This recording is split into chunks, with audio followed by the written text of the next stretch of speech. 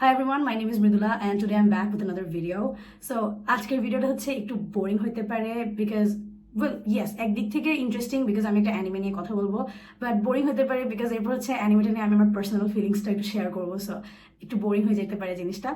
But the anime that I am going to be talking about is called Haikyu, and আমি জানি আমি আমার এই চ্যানেলে আরও অনেক আগে একবার বলছিলাম যে আমি হাইকিউ নিয়ে কথা বলবো, বাট জিনিসটা হচ্ছে যে আমি পার্সোনালি এমন একজন মানুষ হু always runs away from everything. And like আমার যখন আমার স্কুল ফ্রেন্ডদের সাথে ঝগড়াঝাটি হইতো, এখন ঝগড়া হয় না, বাট লাইক যখন ছোটবেলায় ঝগড়া হতো তখন আমি লিটারালি সব জায়গা থেকে চলে যেতাম, সোশ্যাল মিডিয়া অফ করে দিতাম যে লাইক না আমি এখন ঝগড়া করবো না। So I always run away from everything including my own feelings. And Haikyu নিয়ে কথা বলা মানে হচ্ছে যে আমাকে বসে I need to sort out my feelings, I need to organize my thoughts, which is something I'm not really comfortable with. So আমি জন্য এই ভিডিওটা বানানো অনেক অ্যাভয়েড করতে চাইছিলাম বিকজ আই লাইক আবার আমাকে বসে আমার ফিলিংস অ্যানালাইজ করতে হবে, which sucks, but I do want to talk about it before the movie comes out in Bangladesh. And yeah, this is gonna be a very boring video. And আমি usually আমার video বানাই অনেক চেষ্টা করি ভিডিওগুলো যাতে লম্বা না হয়, বা অনেক লম্বা ভিডিও বানাইলে আমি অনেক কিছু কেটে দিই বিকজ লাইক জিনিসটা আননেসেসারিলি লং হয়ে যায়। But I think for this video I will try to keep it as long as I can because yes, in a way I will also try to convince everyone to watch Haikyuu, but also at the same time এই ভিডিওটা আমি করতেছি because I want to document my feelings and my raw emotions as to why I feel the way I feel about Haikyuu. So the first thing is আমি প্রথমে obviously Haikyuu একটা ছোটখাটো summary দিব in case if you want to watch Haikyuu, and এরপরে I'm gonna talk about why Haikyuu is relevant, and then I'm gonna get into my feelings which is something that I'm really nervous about. And also আমি একটা script লিখতে চাইছিলাম, but তারপর আমি script লিখি নাই because আমার মনে হয়েছে যে স্ক্রিপ্ট লিখতে জিনিসটা খুবই মেসি হয়ে যাবে, and it's gonna be very fake. So I want to document my actual emotions. So আমি কোনো স্ক্রিপ্ট লিখি নাই, so basically আমার মাথায় যা আসবে আমি তাই বলবো। Anyways, so the first question that comes to mind is what is Haikyuu? So Haikyuu is a sports anime. It's a volleyball anime. It revolves mostly around matches, but it's so much more than that. So Haikyuu আমাদের mainly start হয় with one of our main characters, Hinata Shoyo. Hinata Shoyo হচ্ছে একদিন একটা জায়গায় cycle করে যাওয়ার সময় ও টিভিতে একটা স্পেসিফিক প্লেয়ারকে ভলিবল খেলতে দেখে ও নিজেরও ভলিবল খেলার ইচ্ছা জাগে। এন্ড এরপর হচ্ছে ও ওদের স্কুলের যে ভলিবল ক্লাব সেটা নিয়ে খোঁজ নিতে গিয়ে দেখে যে ওদের স্কুলে অ্যাকচুয়ালি কোনো ভলিবল ক্লাব নাই। যদিও ভলিবল ক্লাব জয়েন করে then he is going to be the only member. And the thing is এটা দেখে না Hinata Shoyo he didn't back down. ও হচ্ছে নিজেই একা একা নিজে ট্রেন করতো, নিজে চেষ্টা করে যেত, বাট যেহেতু ও একা ছিল এই জন্য কখনো কোনো অফিসিয়াল ভলিবল টুর্নামেন্টে পার্টিসিপেট করতে পারেনি। বাট ওর জুনিয়র হায়ার থার্ড ইয়ারে অন্যান্য ক্লাবে ওর যে ফ্রেন্ডরা ছিল, যেমন বেসবল ক্লাবে ওর কিছু ফ্রেন্ড ছিল, সো ও হচ্ছে ওদেরকে নিয়ে একসাথে একটা কোনো রকমের ভলিবল টিম ফর্ম করে ও হচ্ছে ফাইনালি একটা অফিসিয়াল টুর্নামেন্টে সাইন আপ করে।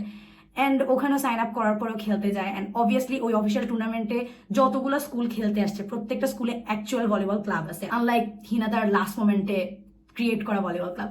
অ্যান্ড এরপরে ও হচ্ছে একটা স্কুলের এগেনস্টে খেলে কিতাগাওয়া দাইচি। কিতাগাওয়া দাইচিতে we see another one of our main characters Kageyama Tobio. Hinata যেহেতু লাস্ট মোমেন্টে কোনো রকমে একটা টিম বানিয়ে খেলতে গেছে, অবভিয়াসলি ওর টিমটা হেরে যায়, বাট ওখানে গিয়ে সবাই মোটামুটি বুঝতে পারে যে হিনাতা হচ্ছে কিছু অ্যাথলেটিক রিফ্লেক্স আছে। অ্যান্ড হিনাতা বিং হিনাতা ও হচ্ছে এত সহজে হার মানতে চায় না। So after they end up losing এরপর হচ্ছে হিনাতা কাগে আমাকে গিয়ে চ্যালেঞ্জ করে আসে যে ঠিক আছে ফাইন, আমি জুনিয়র হাইতে ছিলাম, আমার নিজের কোনো টিম ছিল না, বাট এখন আমি হাই স্কুলে যাবো অ্যান্ড আমি যে ভলিবল টিম জয়েন করবো আই প্রমিস আমি যে স্কুলে যাব আমার স্কুল তোমার হাই স্কুলকে হারায় ছাড়বে। বাট দেন হিনাতা যখন হাই স্কুল জয়েন করে তখন জানতে পারে যে কাগেয়ামা তোবিও ওর স্কুলে আসছে।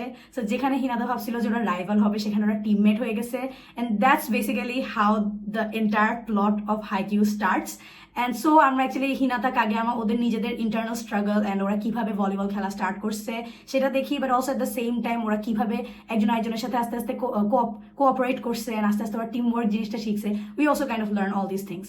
এটা হচ্ছে হাইকিউর খুবই সারফেস লেভেলের একটা story. Now, if I talk about why everyone should watch Haikyuu or why this is very relevant, first of all, yes, Haikyuu একটা sports anime, এটার কোরে হচ্ছে বেশিরভাগ জিনিসপত্র হচ্ছে খুব ম্যাচ রিলেটেড, and Haikyuu ম্যাচগুলো those matches are extremely well written. Like it's kind of like an official volleyball tournament which you're watching because you'll be hanging at the edge of your seat thinking যে আচ্ছা এখন কি হবে এখন কি হবে এখন কি হবে। and I know it might seem like যে হ্যাঁ যেহেতু এখানে একটা মেইন টিম আছে সো ওরাই সবসময় জিতবে, but the great thing about Haikyuu is that main টিমকে কখনো জিতায় না, মাঝে মাঝে ওরা হেরে যায়। সো লাস্ট মোমেন্ট পর্যন্ত ইউ নেভার ট্রুলি নো যে কে জিতবে। সো ইউ লাইক অ্যান্টিসিপেটিং যে আচ্ছা কে জিতবে কে হারবে, অ্যান্ড খুবই টান টান উত্তেজনা হয় ম্যাচের মধ্যে। So that bet is really fun. Second জিনিস about Haikyuu is the antagonist team. I do want to talk about this because I feel like আমি আমার লাইফে আমি অনেক স্পোর্টস অ্যানিমে দেখছি, বাট I personally think যে এত ভালো অ্যান্টাগনিস্ট টিম বিল্ড আপ আমি আর কোনো অ্যানিমেতে দেখি না যতটা ভালো আমি হাইকিউতে দেখছি, বিকজ হাইকিউর অ্যান্টাগনিস্ট টিমগুলো এমনভাবে ক্রিয়েট করা হয়েছে যে যখন ম্যাচ চলে ইউ ডোন্ট নো কাকে সাপোর্ট করবেন, ইউর লাইক আচ্ছা আমি কি মেইন টিমটাকে সাপোর্ট করবো নাকি আমি অ্যান্টাগনিস্ট টিমকে সাপোর্ট করবো, because you kind of understand যে কেন দোনোটা টিম খেলতেছে, দোনোটা টিমের প্রত্যেকটা ক্যারেক্টারের খেলার পিছনের ড্রাইভটা কি, খেলার পিছনের রিজনটা কি, why they are playing, you understand everything, so you can't help but support both team, and eventually যে টিমটা হারে you're gonna feel bad for that, whether it's the main team whether it's the antagonist team, যে টিমটাই হারে you'll feel really bad about them. So that's another great thing about Haikyu, ওদের antagonist build up was really good. And third জিনিসটা হচ্ছে relevance, জিনিসটা আছে সেটা হচ্ছে যে হাইকিউ কিভাবে রেলেভেন্ট, বিকজ অবভিয়াসলি এটা একটা ভলিবল অ্যানিমে, অ্যান্ড একটা ভলিবল অ্যানিমে লাইফের সাথে কিভাবে রেলেভেন্ট হতে পারে, trust me it is very relevant, because হাইকিউতে yes I'll be very honest, হাইকিউতে ম্যাচগুলোতে অনেক বেশি ফোকাস দেওয়া হয়, বাট হাইকিউতে ক্যারেক্টার ওয়ার্কও অনেক অনেক অনেক ভালো, বিকজ ইটস লাইক প্রত্যেকটা ক্যারেক্টারের reasoning you're gonna know that, মানে ওরা কেন খেলতেছে, ওদের drive motivation you're gonna understand everything, and their determination, and you know সবাই যে লাস্ট পর্যন্ত যাইতে পারে তা না, এই ক্যারেক্টারগুলোর মধ্যে অনেক ক্যারেক্টার আছে ওরা পড়ে যায়, and then you just keep looking at them, and then you keep wondering যে আচ্ছা এখন কি হবে, ওরা তো পড়ে গেছে, ওরা এখন কি করবে, and you see them get back up and you see them try again and again and again, and then you finally understand যে আচ্ছা ওরা কেন ট্রাই করতেছে, ওদের রিজনিংটা কি, বিকজ এক একজনের রিজনিং এক এক রকম, and you're bound to relate to one of these characters, so relatability দিক থেকে I feel like Haikyuu is really relevant. So these are all the reasons why I think you should watch Haikyuu. যেটা হচ্ছে যে I feel like one of the purposes of my life is to convince people to read my favorite books or watch my favorite shows, but আমি কখনো like request করে না অনেক বেশি, because obviously খুব স্বাভাবিক আমার যেটা ভালো লাগছে আরেকজনের ভালো না লাগতেই পারে, which is completely fine, but হাইকিউর ক্ষেত্রে মানে it's not actually that much of a commitment, because Haikyuu অনেক ছোট একটা অ্যানিমে, অ্যাটলিস্ট লাইক নারুতো শিপুদেনের সাথে কম্পারিজন করলে আই ফিল লাইক সবার অ্যাটলিস্ট ট্রাই করে দেখা উচিত। লিসেন আই আন্ডারস্ট্যান্ড ফার্স্টের দিকটা অনেক বোরিং হাইকিউর, লাইক ফার্স্টের লাইক 10-12টা এপিসোড আমি অনেককে দেখছি যারা দেখছে, বাট ওদের ফার্স্টের দিকটা একটু বোরিং লাগছে, but believe me the story gets really interesting and you're gonna be invested, and যদি একটু deeply দেখতে পারেন then you're gonna love this anime as well. So this is pretty much it. This is all I can say to convince you to watch Haikyuu. Now let's get into the more personal level as to why I love Haikyuu and why I relate to certain characters. So এই part থেকে হচ্ছে জিনিসপত্র অনেক বেশি boring হওয়া start করবে। So one of the characters that I relate to a lot in Haikyuu is Oikawa Tooru, and জিনিসটা খুবই personal and it might not make sense. So আমি জানি না আমি আসলে কতটুকু বুঝাতে পারবো, but I am going to try my best. So basically Oikawa Tooru হচ্ছে হাইকিউতে অ্যান্টাগনিস্ট টিমে ছিল, and he is a really well written character, at least in my opinion. So Oikawa তোরুকে যখন একদম ফার্স্ট থেকে দেখানো হয় you're gonna see an arrogant person, because ওকে ফার্স্টে ওভাবে পোর্ট্রে করা হয়েছে, ও খুবই অ্যারোগেন্ট, ও অনেক সুপিরিয়রিটি কমপ্লেক্সে ভুগে, basically he's an asshole, and he's always saying things like okay কেউ কখনো হারাইতে পারবে না, and he is the best and like everything. So ফার্স্টে ইউর গানা ফিল লাইক আচ্ছা ও তো অনেক অ্যারোগেন্ট, বাট যেটা হচ্ছে যে I actually hated him a lot, because ফার্স্টের দিকে আমাকে একটু ভালো লাগতেছিল না। So how did I go from hating him to considering him as one of my favourite characters? জিনিসটা হচ্ছে যে Oikawa Toru is extremely relatable, because story যত বেশি সামনে আগাবে ইউর গোনা সি যে ওইকাওয়া তোরুর যে অ্যারোগেন্স, ওর যে সুপিরিয়রিটি কমপ্লেক্স, এই পুরো জিনিসটা হচ্ছে একটা mask, and he uses this mask to hide his insecurity. Basically জিনিসটা হচ্ছে Oikawa Toru is a brilliant player, ও খুবই ভালো, ও এত ভালো খেলে, ও ভলিবলে এত বেশি ভালো যে ওদের লিটারালি পুরো এরিয়াতে people call him the best setter. So obviously he is really good at what he does, but and Oikawa নিজে ওই জিনিসটা বিশ্বাস করতো আনটিল ওদের স্কুলে একটা নতুন প্লেয়ার আসে। সো অবভিয়াসলি ওইটা হচ্ছে ওইকাওয়ার জুনিয়র থাকে কাগেয়ামা, অ্যান্ড তখন গিয়ে ওইকাওয়া আস্তে আস্তে রিয়েলাইজ করে যে there is a difference between talent and hard work. So Oikawa was an extremely hard worker. Oikawa যে ওর যতটুকু ফেম ও আর্ন করছে, ওকে যে সবাই অনেক ভালো প্লেয়ার বলে, এই জিনিসটা ও ওর ন্যাচারাল ট্যালেন্ট দিয়ে আর্ন করে নেয়, ওকে অনেক পরিশ্রম করতে হয়েছে, ও অনেক ট্রেনিং নিছে, and this is how he reached that level. On the other hand ওর যে junior Kageyama, he is naturally talented, so ও খুব ইজিলি ওইকাওয়াকে সারপ্যাস করে ফেলতেছিল। নাও আমি বলতেছি না যে ন্যাচারালি ট্যালেন্টেড কাগেয়ামা ও কখনো কোনো পরিশ্রম করে নাই, অবভিয়াসলি ও নিজেও অনেক পরিশ্রম করছে, বাট জিনিসটা হচ্ছে যে আই থিঙ্ক আমি ওইকাওয়ার পার্সপেক্টিভটা বুঝতেছি, বিকজ ওইকাওয়ার মনে হচ্ছে যে ওইকাওয়া কাগেয়ামার থেকে সিনিয়র, সো ওইকাওয়ার অনেক বেশি এক্সপিরিয়েন্স আছে, ওইকাওয়া কাগেয়ামার থেকে আরো বেশি ম্যাচ খেলছে, বাট কাগেয়ামার ওইকাওয়ার থেকে কম এক্সপিরিয়েন্স থাকা সত্ত্বেও যেহেতু কাগেয়ামা অনেক ন্যাচারালি ট্যালেন্টেড, এই জন্য ও অনেক ইজিলি ওইকাওয়াকে সারপ্যাস করে ফেলতেছিল, which is something that did not sit right with Oikawa, because ওর মনে হচ্ছে যে আমার এক্সপিরিয়েন্স বেশি, আমি আরো বেশি ম্যাচ খেলছি, আমি ওর থেকে আরো বেশি সময় ধরে ট্রেনিং নিছি, বাট ও কেন আমার থেকে ভালো করতেছে। অ্যান্ড ফার্স্টে জিনিসটা অনেক শ্যালো মনে হইতে পারে, but I mean, I kind of understand this aspect, even though it might make me look like a very narrow-minded person. But listen to me, জিনিসটা হচ্ছে আমি আমার পার্সোনাল এক্সপিরিয়েন্স থেকে বলি, ও মাই গড জিনিসটা অনেক বোরিং হবে, বাট জিনিসটা হচ্ছে যে আমি যদি আমার পার্সোনাল সাইডটা বলার ট্রাই করি, আমি জিনিসটা অলরেডি 2 বার বলে ফেলছি। আচ্ছা, সো আমি ছোটবেলা থেকে আমি কখনো অনেক ভালো স্টুডেন্ট ছিলাম না, অ্যান্ড আমার বাসা থেকেও কখনো অনেক বেশি প্রেশার ছিল না, মানে আম্মু বাবা কাইন্ড অফ আমাকে ছেড়ে দিয়েছিল যে আচ্ছা ফাইন, লাইক পরীক্ষার আগের দিন বসাইতো, অ্যান্ড ভালো না করলে আমি কখনো পড়ালেখার জন্য বকা খাই নাই, মানে ইট ওয়াজ অলওয়েজ লাইক ভালো করি না, আম্মু সবসময় বলতো যে আচ্ছা ঠিক আছে কিছু হবে না, পরের বার ভালো করিও, দ্যাটস ইট, অ্যান্ড সাইকেলটা সবসময় কন্টিনিউ হইতো। বাট আই থিঙ্ক ক্লাস 8-এ উঠার পর থেকে আমি মোটামুটি পড়ালেখা নিয়ে অনেক সিরিয়াস হয়ে গেছিলাম, বিকজ আমি যখন 8-এ পড়তাম আমার আপু তখন ভর্তি পরীক্ষা দিয়েছিল, সো আমি কাইন্ড অফ ওই জিনিসটা এক্সপিরিয়েন্স করছি, আমি দেখছি, অ্যান্ড আই রিয়েলাইজ যে জিনিসটা অনেক ডিফিকাল্ট, অ্যান্ড সো 8 থেকে আই ওয়াজ লাইক আচ্ছা ঠিক আছে ফাইন, যা করছি এখন থেকে একটু পড়ি, ইভেন তো আমার ফ্যামিলির সাইড থেকে কখনো কোনো প্রেশার ছিল না। So 8 থেকে I started working really hard, and that's when I started to notice certain things. So আমি যদি ম্যাথ দিয়ে আমার এক্সাম্পলটা দিই, সো আমি ম্যাথ অনেক পছন্দ করি, বাট আইরনিক্যালি আমি ম্যাথে একদমই ভালো না, like I am bad at maths. এখন জিনিসটা হচ্ছে যে সাপোজ লাইক আমাদের ম্যাথ বোর্ডের জিনিসটা যেরকম ছিল যে লাইক টাইপ করে দিত না, যে সাপোজ a+b² সো ওই টাইপের 10টা অঙ্ক, এবার a-b² ওই টাইপের 10টা অঙ্ক, এরকম টাইপ করে দিত না। সো এটা আমি খেয়াল করছি যে দেখা যেত যে একটা টাইপের আমি 10টা অঙ্কই করতেছি, কিন্তু প্রশ্ন যখন একটু ঘুরাই দিচ্ছে আমি আর অঙ্কটা পারি না। অন দি আদার হ্যান্ড আরও অনেকে ছিল যারা ওই একটা টাইপ থেকে ওরা হয়তো 10টা করে না, বিকজ অবভিয়াসলি একই টাইপের 10টা অঙ্ক করা কিন্তু সময় নষ্ট এক টাইপের। সো ওরা দেখা যেত যে 3টা বা 2টা করতো বা 4টা করতো, এরপর প্রশ্ন যেভাবে ঘুরাই দিত না কেন ওরা হচ্ছে ম্যাথটা পেয়ে যেত। That never just made any sense to me, because in a way it dead, আচ্ছা ঠিক আছে ফাইন, ওদের মাথা অনেক ভালো, ওরা ম্যাথে অনেক ভালো, এই জন্য ওরা হচ্ছে একটা টাইপ থেকে 2টা-3টা করে ম্যাথ ঘুরাই দিলে ওরা পেরে যাচ্ছে, it's completely fine, it's okay. But আমার ইয়া ছিল যে আমি বুঝতেছি যে আমি একটু স্লো ধরতে পারি, and I am willing to work on it, I am willing to work hard, আমার কোনো প্রবলেম নেই চেষ্টা করতে, ঠিক আছে ফাইন, আমি বেশি সময় দিব, আমি বেশি এফোর্ট দিব, কমপ্লিটলি ওকে। সো আমি 10টার মধ্যে 10টা করেও যেভাবে ঘুরে দেখ না কেন আমি পারতেছি না, and it was really frustrating, because আমি দেখছি আমার আশেপাশে সবাই 1টা-2টা করতেছে, অ্যান্ড এরপর প্রশ্ন ঘুরে দিলে ওরা পেরে যাচ্ছে, অ্যান্ড আমি আরো বেশি সময় দিচ্ছি, আরো বেশি এফোর্ট দিচ্ছি, বাট আমি কিছুতেই পারতেছি না। অ্যান্ড তখন হচ্ছে আমি আস্তে আস্তে লাইক বুঝা স্টার্ট করছি যে আচ্ছা fine, there is a difference between talent and hard work, and আমার হচ্ছে যে লাইক ম্যাথের ক্ষেত্রে আমার হচ্ছে মাথা চলে না, আমার মেধা নাই। এখন এখানে লাইক অন্য সাইডের অ্যাকচুয়ালি কোনো দোষ নাই, যার মাথা ভালো সে তো তার ব্রেন ফেলে দিতে পারবে না, রাইট? সো আই নো এখানে অ্যাকচুয়ালি কারোরই দোষ নাই, বাট মানে আমার কাছে পার্সোনালি জিনিসটা সবসময় অনেক আনফেয়ার লাগছে, because it was like problem এটা না যে কেউ একজন দিনে 6 ঘন্টা পড়ে সে 95 পাচ্ছে, সে 6 ঘন্টা পড়ছে, 6 ঘন্টা ইজ আ লট, 6 ঘন্টা পরে কেউ একজন 95 পাইতেই পারে। সো সমস্যা এটা না যে একজন 6 ঘন্টা পড়ছে 95 পাইছে, সমস্যা আমার সবসময় এটা ছিল যে আমি নিজে 10 ঘন্টা পরে আমি 80 পর্যন্ত কেন তুলতে পারি না, and it just never set right with me, and ওই জিনিসটা আমার কাছে কখনো সেন্স মেক করে নাই। অ্যান্ড ওই টাইমে আমি গিয়ে আস্তে আস্তে বোঝা শুরু করছি যে আচ্ছা fine, I am not genius or gifted. ওই টাইমটাতে গিয়ে আমি হচ্ছে আস্তে আস্তে বোঝা শুরু করছি যে আচ্ছা fine, there is a difference between talent and hard work. And আমি তখন বুঝছি যে আমি যতই চেষ্টা করি, আমি যদি আমার সবটুকু দিয়েও চেষ্টা করি না কেন, যেহেতু I am not a genius, আমি সবসময় অ্যাভারেজ একটা রেজাল্ট করবো। ওই জিনিসটা যখন আমাকে হিট করছে যে না, দেয়ার আর সাম পিপল যারা হচ্ছে ভয়ঙ্কর লেভেলের মেধাবী, অ্যান্ড ওরা হচ্ছে অনেক কম পড়ে অনেক ভালো করে, which is fine, it's not their fault at all. So like এরকম মেধাবী কিছু থাকবে যারা হচ্ছে কম পড়ে ভালো করবে, অ্যান্ড তুমি তোমার 100% এফোর্ট দিলেও তুমি অ্যাভারেজ কিছু করবা, because you are not a genius. And ওই জিনিসটা যখন আমি বুঝতে পারছি তখন থেকে মানে এরপর আমি অনেক ট্রাই করছি, বিকজ আই ওয়াজ লাইক না এটা কেন হবে, আমি কেন পারবো না। So I work really hard. হচ্ছে আমার অনেক জেদ উঠে গেছিলো, আমার হচ্ছে যে কেন, why is it the way it is.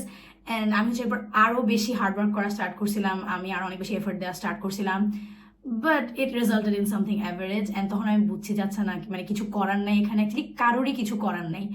So it's like আচ্ছা you know what, this is how it is.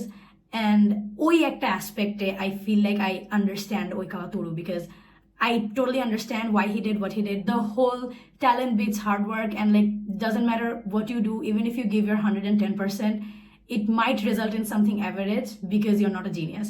So ওই একটা অ্যাসপেক্টে আমি হচ্ছে Oikawaর সাথে অনেক রিলেট করতে পারি। Now I know এই পুরো genius and hard worker and talent এই জিনিসটা নিয়ে মানে সবার সাথে আমার মিলবে না। যেমন আই রিমেম্বার আমি একবার আমার আব্বুর সাথে আমার এটা নিয়ে কনভারসেশন হয়েছিল, অ্যান্ড আমার আব্বু আমাকে খুব সুন্দর একটা জিনিস বলছিল যে আমাকে আব্বু বলছিল যে লাইক একাডেমিক্সের দিক থেকে কেন শুধু যাচাই বাছাই করতেছো, মানে হ্যাঁ ঠিক আছে মেধাবী মানুষজন আছে, দেয়ার আর পিপল যারা অনেক ভালো ম্যাথ পারে, দেয়ার আর পিপল যারা অনেক ভালো ফিজিক্স পারে, শুধু যে সবাই একাডেমিক্সের সাইডে মেধাবী হবে তা তো না।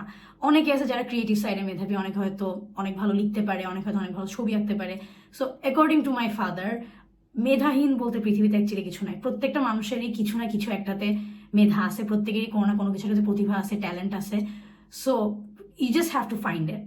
And I'm working towards it. I mean, I most definitely am not medhabi in terms of academics, but I think I'll be able to figure that out. So yeah ওইকাওয়ার সাথে হচ্ছে যে আমি ওই একটা অ্যাসপেক্ট আমি অনেক রিলেট করতে পারি, সো দ্যাটস ওইকাওয়া।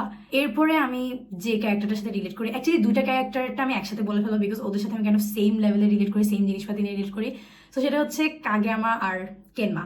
সো কাগেয়ামার সাথে আমি যে অ্যাসপেক্টে রিলেট করি সেটা হচ্ছে he really doesn't know how to socialise, ওর কমিউনিকেশন স্কিলসে অনেক ঘাটতি আছে। I am not saying it's a bad thing, but ওই একটা অ্যাসপেক্টে আমি অনেক রিলেট করতে পারি কাগেয়ামার সাথে। হি রিয়েলি ডাজন্ট নো কীভাবে কমিউনিকেট করতে হয়, কীভাবে কথা বলতে হয়।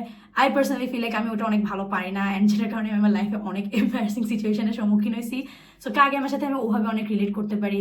অ্যান্ড দেন কেনমার সাথে রিলেট করতে পারি, it's actually pretty obvious because Kenma অনেক introvert and Kenma really doesn't like having a lot of people around. And আমি এটা সবসময় অনেক বলছি যে I don't like having a lot of people around, but এই জিনিসটা আমি অ্যাকচুয়ালি আমার ইউনিভার্সিটিতে গিয়ে অনেক বেশি বুঝতে পারছি। ওয়েল, আমি হচ্ছে চিটাং থেকে আসছি ইউনিভার্সিটিতে পড়তে ঢাকায়, অ্যান্ড আমি বলবো না যে আমি ইউনিভার্সিটিতে কারোর সাথে কথা বলি না, I do talk to people.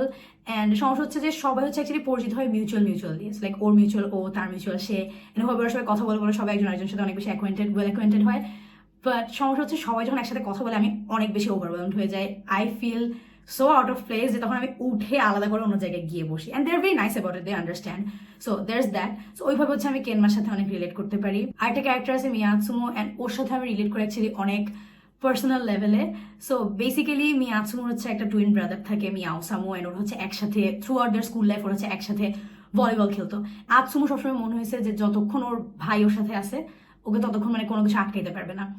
And এরপরে স্লাইট মাঙ্গা স্পয়লার, সো এরপর হচ্ছে ওসামু আর ভলিবল খেলে না, ওসামু হচ্ছে ভলিবল কুইট করে, ওসামু হচ্ছে ও হচ্ছে নিজে একটা রেস্টুরেন্টে।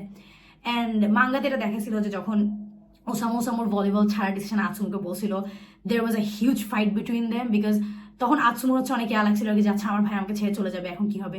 That's part of life, but জিনিসটা হচ্ছে আতসুমু হচ্ছে ইমিডিয়েটলি জিনিসটা বুঝে নেয় আর কি, উইচ ইজ আন্ডারস্ট্যান্ডেবল। সবাই তো সবকিছুর সাথে সাথে ধরতে পারে না।